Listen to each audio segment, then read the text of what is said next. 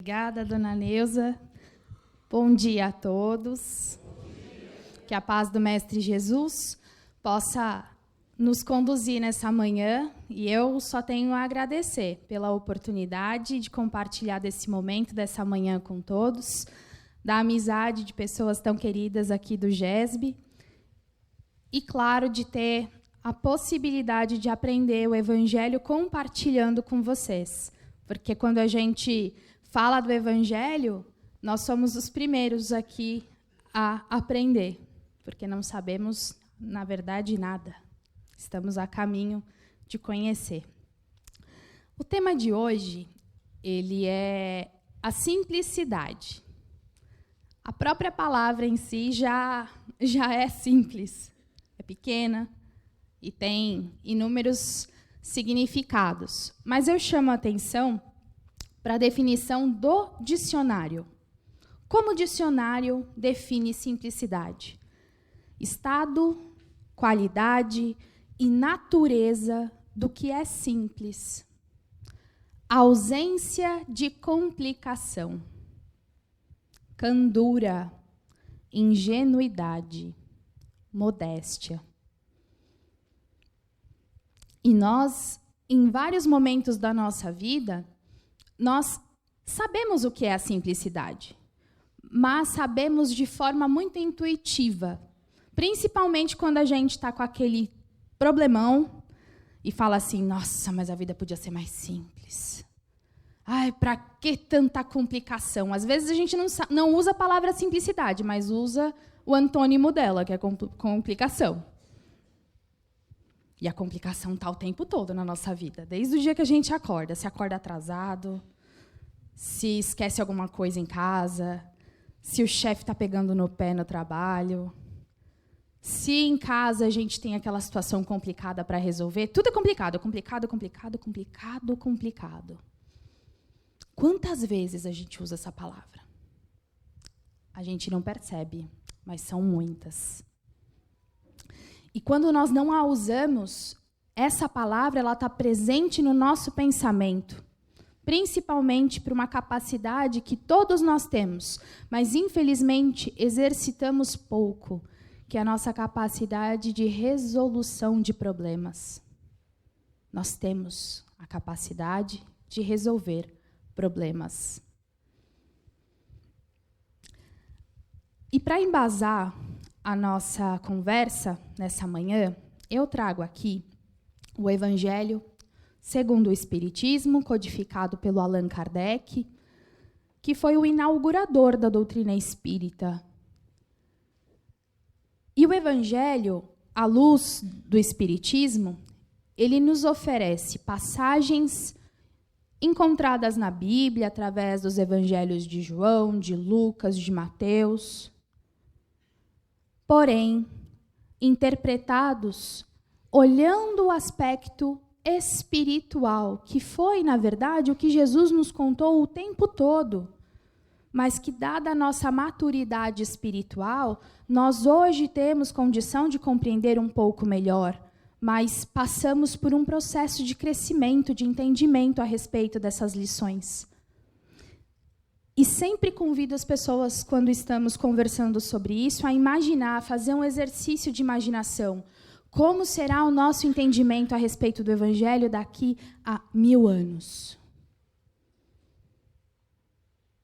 Provavelmente, certamente, muito diferente do que é hoje. Assim como hoje é muito diferente do tempo em que Jesus esteve conosco, materialmente. E o capítulo é o capítulo 8, e tem por título Bem-aventurados os puros de coração. Acho que todos nós, em algum momento, já passamos por essa palavra, bem-aventurados, que significa felizes. E esse trecho, ele integra uma parte importante do Evangelho, que são as bem-aventuranças. E esse discurso de Jesus, ele marca o início do seu messianato. Então, Jesus é o discurso inaugural de Jesus anunciando a sua tarefa de educação e iluminação dos espíritos na Terra. E nesse momento, Jesus ele está no monte,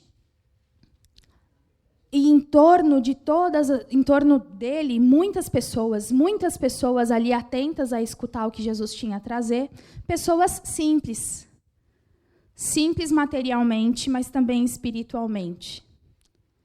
E dentre essas pessoas, crianças, muitas crianças. E Jesus vai dando o seu discurso e em determinado momento ele diz: bem-aventurados os puros de coração. E o que é pureza? Vamos guardar essa palavra também, porque ela vai nos ajudar na condução da simplicidade. E no Evangelho segundo o Espiritismo, logo depois das bem-aventuranças, os Espíritos comentam uma outra passagem, onde Jesus estava falando e crianças se aproximaram dele querendo tocá-lo. E os apóstolos, não é para tocar nele, se afastem. E aí Jesus, com toda a sua paciência, deixai vir a mim os pequeninos, e não os embaraceis. Ou seja, não os repreenda. Porque o reino de Deus é daqueles que se lhe assemelham. Jesus está dizendo aqui que o reino de Deus, ele pertence a todos aqueles que se assemelham àquelas crianças. E o Evangelho segundo o Espiritismo faz uma afirmação importante. Jesus não está dizendo nessa passagem que o reino de Deus pertence às crianças, mas que se lhe assemelham, que se parecem, que têm características semelhantes às crianças. E quando nós entendemos a respeito do Espírito, aqui claramente Jesus nos dá um significado espiritual para essa passagem. O que a criança tem que é maravilhoso? Curiosidade. A criança, ela é aberta a conhecer, a escutar. Ela se coloca na posição facilmente de quem quer saber das coisas. Tanto é que a gente tem aquela famosa fase da infância, que é a fase dos porquês. Criança não tem medo de perguntar. Criança não tem vergonha de perguntar. Criança não tem soberba para perguntar. Criança não se coloca no lugar de quem já sabe tudo. Ué, mas criança não é espírito? E espírito não nasce várias vezes? Não viveu outras vezes? Mas o Evangelho também nos diz que nós encarnamos com o véu do esquecimento. Portanto, cada encarnação nossa não passa pela infância? Olha que significado bonito. Em cada encarnação, nós temos a oportunidade de recomeçarmos esse nosso processo de educação como uma criança, porque ninguém nasce adulto. Não pulamos a fase orgânica de crescermos fisicamente. Portanto, essa predisposição de conhecer, ela é nos ofertada todas as nossas encarnações. E quando Jesus nos diz que o reino de Deus, ele é para aqueles que se assemelham àquelas crianças, ele está nos convidando novamente a nos reportarmos a essa infância do nosso pensamento, do nosso sentimento, em relação ao nosso comportamento realmente perante a vida. Ao oposto da criança, como que age o adulto? Sabe de tudo, conhece tudo, tem opinião sobre tudo, mesmo não tendo experienciado tudo. Quantas vezes não falamos coisas que não conhecemos, que não vivemos, que não experimentamos, mas temos uma opinião muito bem formada a respeito de como o outro deve conduzir a vida dele, de como o outro deve se comportar em relação aos nossos sentimentos, de como o outro deve proferir as suas palavras. A criança, ela está preocupada com ela, com o processo dela.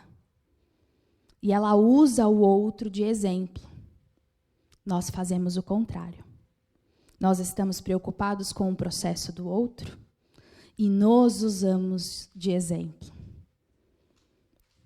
Exemplo de procedimento, de conduta. Não, porque eu faço assim. O outro podia fazer como eu. Por que o outro não age como eu? As posições se invertem. Porque grande é o nosso orgulho, grande é o nosso egoísmo e grande é o nosso anseio de fazermos certo. Nós não fazemos isso de propósito. Nós queremos acertar. Porque intuitivamente nós sabemos que temos uma nova oportunidade, mesmo não acreditando no espiritismo. Nós sabemos que o nosso tempo aqui na Terra ele é curto. Sabemos o momento que chegamos, mas não sabemos o momento em que retornaremos para a pátria espiritual. Então, o que nos move é essa urgência de acertarmos e fazermos as coisas buscando paz e felicidade.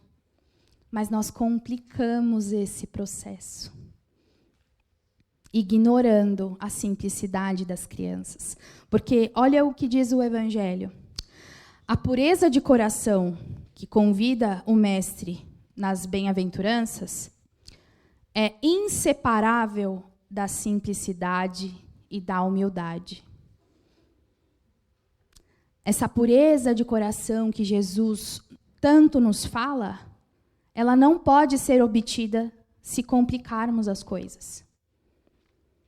Ou se portarmos-nos diante a vida de uma forma arrogante. O que não quer dizer que as nossas experiências elas não sejam válidas, mas desde que nós reconheçamos que essas experiências elas são frutos de erros, aprendizados, e não de algo já conquistado no nosso coração que nos qualifica como pessoas já prontas a enfrentar as coisas sem o mínimo de disposição em aprender.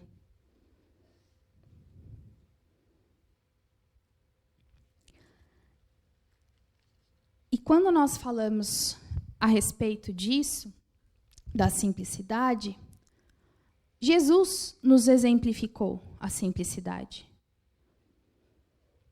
Porque ele era humilde, simples no seu vestir? Também, mas isso é o aspecto material. A simplicidade do Mestre se projetava na forma, inclusive, com a qual ele se comunicava com as pessoas. Imaginem vocês, o próprio Livro dos Espíritos nos diz, também codificado pelo Allan Kardec, que o Mestre Jesus foi o espírito mais puro a pisar no planeta Terra. Por ser um espírito puro e perfeito, dentro da sua condição relativa de criatura, porque perfeito, absoluto, apenas Deus. Jesus ele veio nos convidar a entender um modelo, a nos dar um modelo. E imaginemos que Jesus evoluiu muito material, na parte cognitiva, na parte do pensamento e também na parte moral, certo? Por ter conhecimento em abundância, saber das coisas em abundância, ele poderia se comunicar com uma linguagem rebuscada, usando palavras difíceis, trazendo coisas complexas para as pessoas pensarem, porque é isso que nós vemos hoje no dia a dia. Quanto mais conhecimento adquirimos, mais queremos usar as palavras, mais queremos complicar as coisas. E Jesus fez o oposto. Por quê? Senão ele não se faria inteligível, não se faria entendível.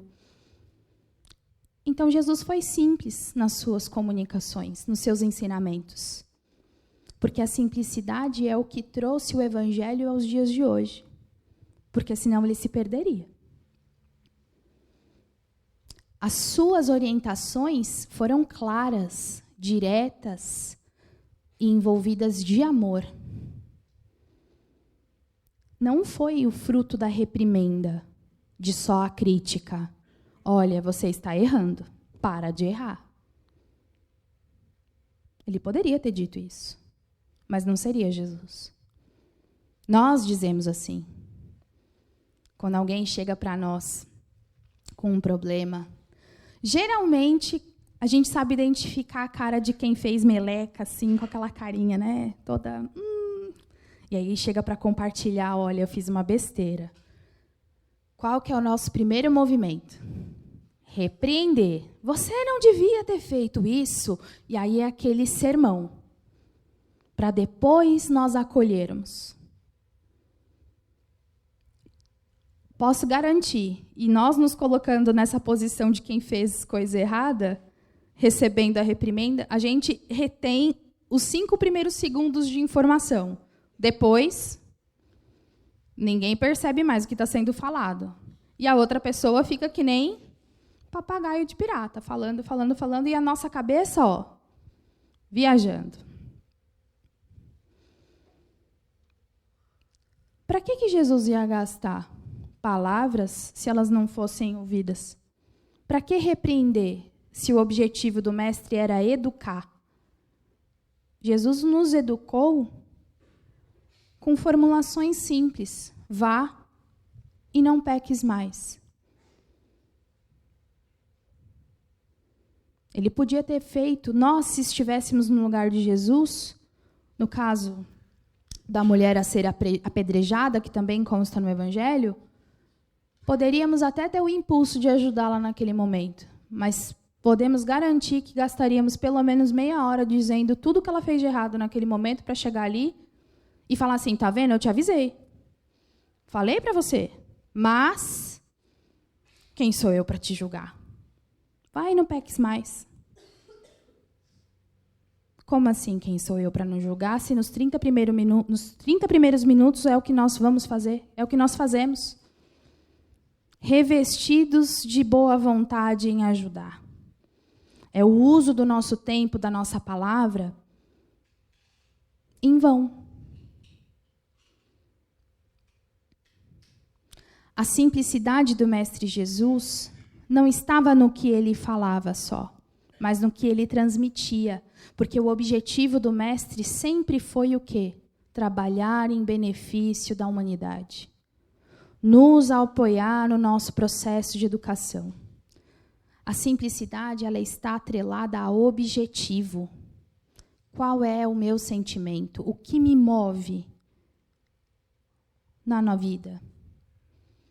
Por que nós complicamos as coisas? Porque nós perdemos o foco do que é importante. Que na vida material são muitas coisas. É a preocupação com o trabalho, é a preocupação com a família, é a preocupação com o dia a dia. E essas coisas vão nos tomando espaço. Mas aí eu pergunto, qual é a nossa verdadeira vida? É a material ou é a espiritual? Para onde nós retornamos após findo o corpo físico? Aonde estarão as nossas preocupações depois que a nossa capacidade de viver, a capacidade do nosso corpo de existir materialmente se extinguir? Vai nos adiantar os boletos, as preocupações? Nós retornaremos à pátria espiritual para continuar a nossa jornada. E essas preocupações, e graças aos relatos dos espíritos que chegaram através do Chico, principalmente, nós sabemos, elas somem. E aí aquela velha frase chega para nosso coração e fala assim, se eu tivesse percebido antes, que vontade de voltar e começar de novo. Mas quantas vezes nós não começamos de novo? As nossas complicações, elas nos levam a um padrão de comportamento, de queixume, de reclamação, de frustração. Olhemos as crianças quando se apropriam de um novo conhecimento, de uma nova informação, elas ficam felizes, porque algo dentro delas foi preenchido. Façamos a comparação conosco. o que você está me contando nem é novidade. A gente se frustra. A gente se aborrece. A gente, às vezes, já acorda irritado. Achando que é mais um dia, que tudo vai ser igual. A simplicidade nos convida a entregar a Deus tudo aquilo que nós não temos a capacidade de resolver. O tempo em que as coisas vão acontecer, as pessoas que vão participar desse processo, as decisões que estão na mão dessas pessoas e que nós não temos atuação. Isso está no controle de Deus, não está no nosso controle. Mas o Evangelho também nos convida a agirmos para tudo aquilo que está nas nossas capacidades de resolver. Ou seja, de tomarmos o nosso lugar de protagonistas da nossa própria existência. De agirmos quando precisamos agir, de falar quando precisamos falar, e principalmente de nos avaliar e de nos corrigir. Porque Deus não castiga e não pune, mas a vida, ela obedece uma ordem pela inteligência da criação de Deus, no qual nós seremos convidados, em hora ou outra, a reparar e a corrigir aquilo que nós não realizamos em vidas anteriores e aqueles que eventualmente nós ferimos, prejudicamos. Isso não é punição. Isso é reajuste. É equilíbrio. Assim como muitas vezes os nossos corações foram machucados e nós queremos a reparação. Só que essa reparação, ela não fala só para nós, ela envolve outros e não depende de nós. O que nós podemos fazer? Olhar para nós e tentar enxergar no nosso coração tudo aquilo que a gente pode mudar na gente. É buscar na inspiração do Mestre e nessa passagem do Evangelho a simplicidade com que as coisas elas podem tomar. Que um dia bonito de sol é anúncio de nova oportunidade. Mas se o nosso pensamento estiver fixado só na complicação, aquele dia de sol ele vai ser um estorvo. Não sei com que roupa eu tenho que sair, não sei se levo guarda-chuva porque não sei que vai chover, a condução vai estar cheia. É o mesmo dia. É o mesmo sol. E são duas interpretações e dois pensamentos completamente diferentes. Isso está no nosso controle. Isso está na nossa capacidade. E nós, às vezes, queremos o lugar de Deus. E isso não é permitido, porque Deus é a inteligência absoluta. Ele conhece todas as coisas, sabe o tempo de cada coisa. Nós precisamos apenas permanecermos atentos a toda e qualquer oportunidade de ação, para que quando a nossa vez chegar de agir, nós estejamos prontos e dispostos. E se não soubermos como agir, perguntemos, sejamos curiosos como a criança. Perguntemos a Deus através da prece: Senhor, não sei como agir nesse momento. Meu coração pesa. Não ignoremos os nossos sentimentos. Nesse momento eu sinto raiva, Jesus. Mas me ajuda. Como eu posso lidar com esse sentimento? Se possível, me indica um caminho. E permaneçamos confiantes. Porque fazer pedido e orientação descrendo que ele chega também não ajuda. E certamente, trabalhando a pacificação do nosso coração, compreendendo e confiando que Deus agirá, a resposta chega até nós. E muitas vezes chega através de alguém, da leitura de uma palavra no Evangelho, numa mensagem, numa música. Saibamos serenar o nosso coração em relação a essas preocupações da vida. Porque elas são instrumentos do nosso crescimento e do nosso aprendizado aqui na Terra. Não adianta pedir para Deus, Deus, tira esse problema da minha vida, porque se Ele está ali, Ele tem uma condição educadora, que nós, às vezes, não entendemos de primeiro momento, e é normal. Mas se confiarmos que Deus é justo e bom, que a sua inteligência é suprema, por mais que nós não entendamos, sejamos humildes como as crianças em aceitar, que não conhecemos, e abramos o nosso coração a aprender o que aquela lição quer nos ensinar. A simplicidade da criança, ela está na abertura do coração a receber, sem qualquer tipo de julgamento, o ensinamento bendito da vida. E esse ensinamento é nos ofertado a todos os momentos. Jesus usou de forma simbólica a criança, porque no nosso coração nós temos o potencial de estarmos abertos a isso, a todo instante. Mas, mais uma vez, é tarefa de esforço nosso. Quem abre a chave do coração somos nós. Precisamos desse movimento. E para elucidar a lição, eu gosto de trazer histórias, e eu vou trazer a história desse livro aqui, Reportagens do Além-Túmulo. Ele foi psicografado pelo Humberto de Campos.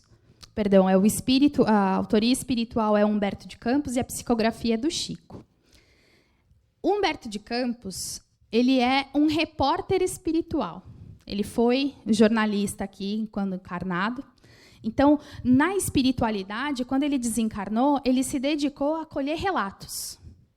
Relatos inúmeros. Então, a sequência de livros que ele tem, não é só apenas esse, tem muita história. E são histórias verídicas. É claro que ele oculta o nome, porque provavelmente pessoas famosas, conhecidas, também estão ali.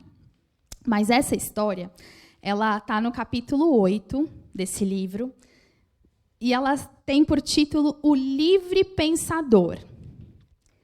É a história de um moço, de um homem, que ele dá o nome de Raimundo da Anunciação. É um nome fictício. E esse homem, ele fez uma virada de chave. Ele era extremamente materialista e abraçou o espiritismo para conduzir a sua vida. E, como espírita, não é porque ele se tornou espírita que ele deixou de ser quem era. E ele tinha um hábito, um vício, o de dar opinião e de sempre participar de discussões que muitas vezes não tinha fundamento. Então, aonde tinha um grupo reunido discutindo alguma coisa, lá estava o Raimundo, dando pitaco.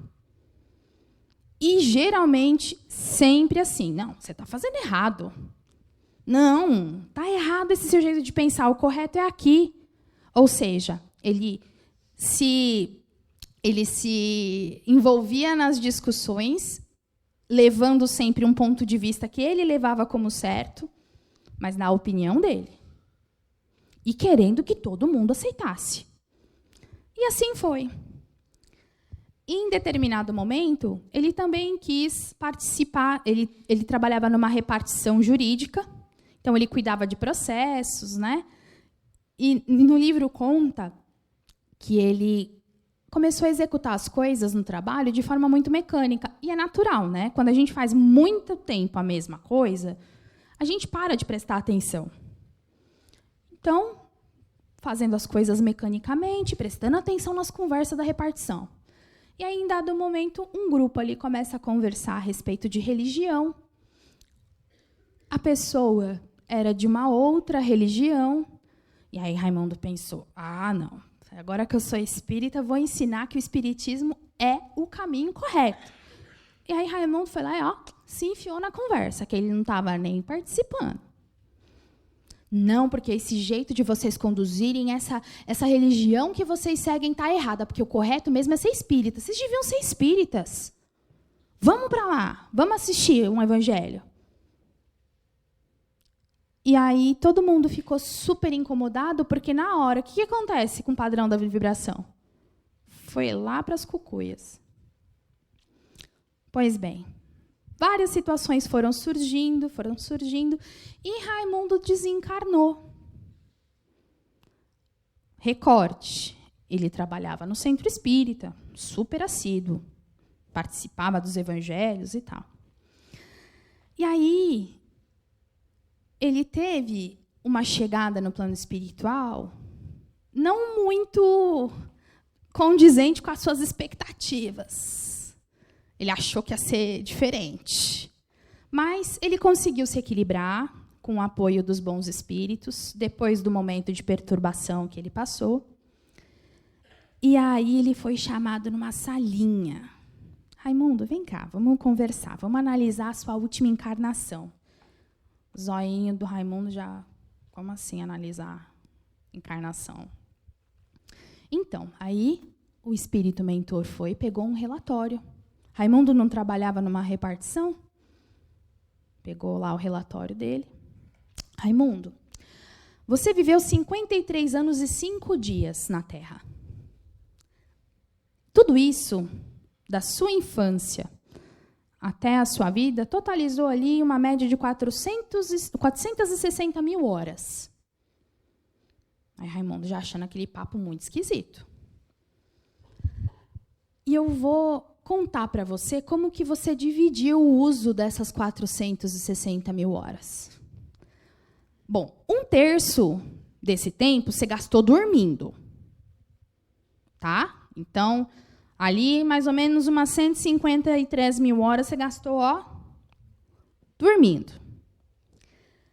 O resto está meio que dividido assim, umas 58 mil horas trabalhando mecanicamente no seu trabalho, no seu serviço.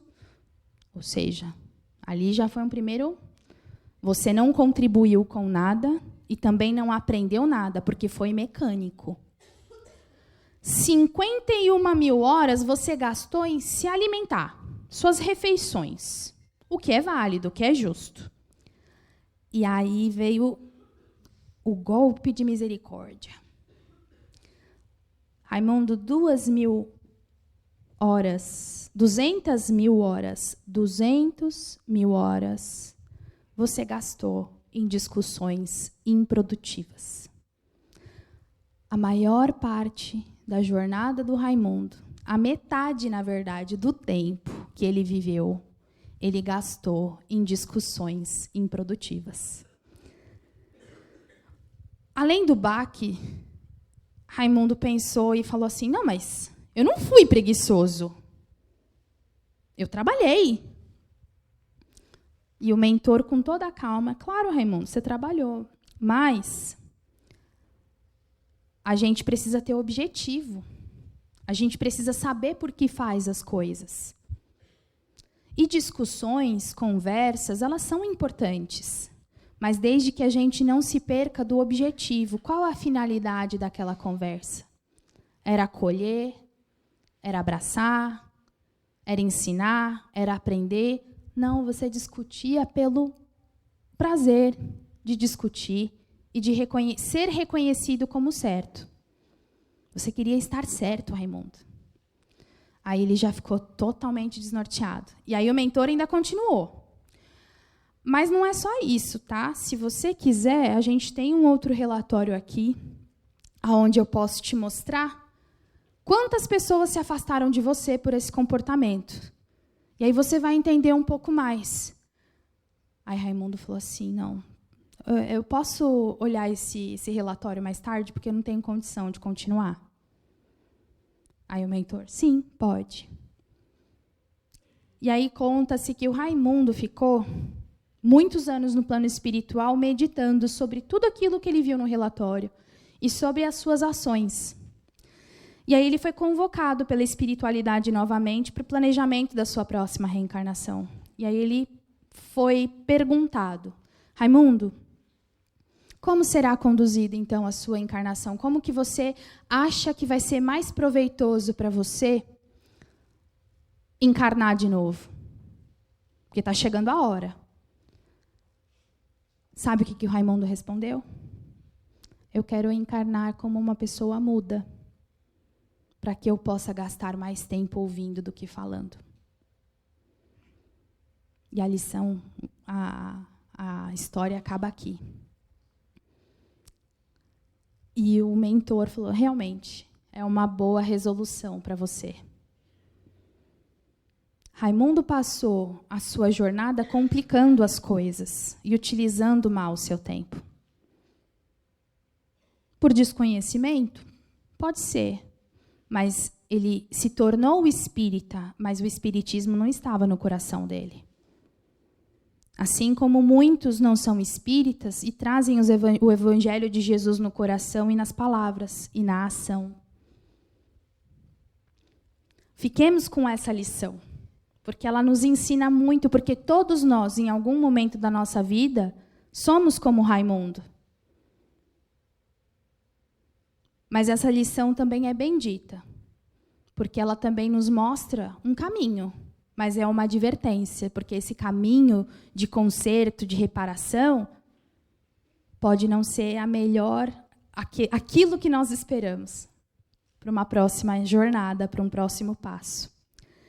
E para finalizar, eu gostaria de trazer para vocês um trecho do Emmanuel, do livro de Palavras de Vida Eterna, porque nós sabemos e conhecemos aqui o que a simplicidade pode nos oferecer. Mas também precisamos sair daqui sentindo que como que nós podemos tornar as coisas mais simples, como agir com mais simplicidade. E tem uma lição no livro Palavras de Vida Eterna que tem por título Recomecemos. E aí tem como epígrafe o Evangelho de Mateus, o capítulo 9, versículo 16, que serve de inspiração para o Emmanuel desenvolver a lição, e diz assim: ninguém põe remendo de pano novo em vestido velho. A gente não pode querer construir coisas novas agindo da mesma forma. Portanto, o convite é novas ações, novos pensamentos, novas atitudes. E no final, ele diz assim: janeiro a janeiro renova-se o ano, oferecendo do novo ciclo ao trabalho. É como se tudo estivesse a nos dizer: se quiseres, pode recomeçar. Disse, porém, o divino amigo que ninguém aproveita remendo novo em pano velho. Desse modo, desfaze-te do imprestável. Como estão os nossos pensamentos? Desvencilha-te do inútil. O que nós estamos carregando que não nos ajuda a avançar? Esquece os enganos que te assaltaram. Culpa, ruminação mental, não nos ajuda a avançar. Deita fora as aflições improfícuas, que não vão servir de nada. Entregar a Deus o que é de Deus e agirmos naquilo que podemos agir. Recomecemos, pois, qualquer esforço com firmeza, lembrando-nos, todavia, de que tudo volta, menos a oportunidade esquecida, que será sempre uma perda real. Nós temos várias encarnações, mas só uma como essa. Que possamos aproveitar essa oportunidade com simplicidade e o Evangelho do Cristo à nossa frente sempre. Muita paz a todos e que Jesus nos conduza para os nossos lares com paz e harmonia hoje e sempre. Graças a Deus.